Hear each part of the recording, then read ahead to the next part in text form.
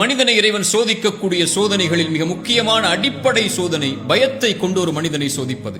நஷ்டம் ஏற்படும் போதோ, இழப்புகள் ஏற்படும் போதோ, தோல்விகள் ஏற்படும் போதோ முதலாவது அவனுடைய உள்ளத்தில் வருவது பயம்.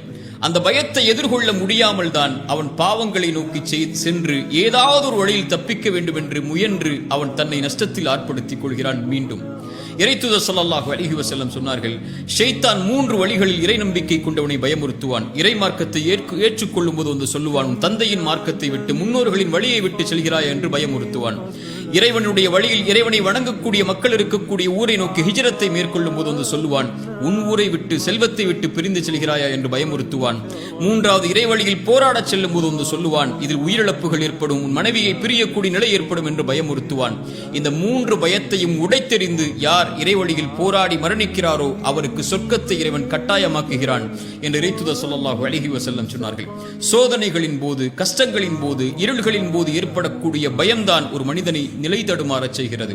மூசாவின் தாய் பயந்தார்கள், ஃபிரௌன் உடைய கரத்தில் இந்த ஆண் குழந்தை கிடைத்தால் அறுத்து விடுவான் என்று. இறைவன் கூறினான் மூசாவின் தாயை பார்த்து, லா தஹாஃபி, பயம் கொள்ளாதே மூசாவின் தாயே, ஆற்றில் விடு, நான் சொல்கிறேன் விடு, இந்த குழந்தையை உன்னிடத்திலே மீட்டு கொண்டு வருவேன் என்று. எந்த ஃபிரௌனுடைய கரத்தில் கிடைத்தால் அறுத்து விடுவான் என்று பயந்தார்களோ அதே ஃபிரௌனுடைய கரத்தாலேயே மூசாவின் தாய்க்கு அந்த குழந்தையை கொடுக்க செய்தான் இறைவன், இல்லையா?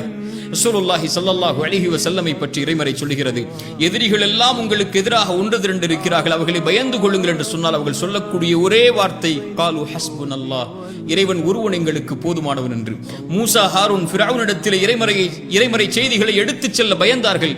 இறைவன் சொன்னான், லா தஹாஃபா, பயம் கொள்ளாதீர்கள் மூசா ஹாரூன், உங்களோடு கேட்பவனாக பார்ப்பவனாக இறைவன் இருக்கிறான் எடுத்து சொன்னார்கள். ஆனால் ஒன்றை மறந்து விடாதீர்கள், அதுதான் நம்முடைய வாழ்வில் ஏற்படக்கூடிய பயத்திற்கும் மருந்து. ஒலா தனியா ஃபி திக்ரி, என் நினைவிலிருந்து விலகி விடாதீர்கள் ஒரு காலம். என்னை பயப்படுங்கள், இந்த உலகமெல்லாம் உங்களை பயப்படும்.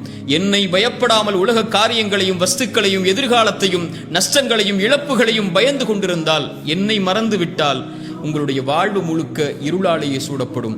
இறைவனை பயப்படுபவர்களுக்கு எல்லா வழிகளும் எளிதாகும், இறைவனை மறப்பவர்களுக்கு எல்லா வழிகளும் இறுக்கமாகும்.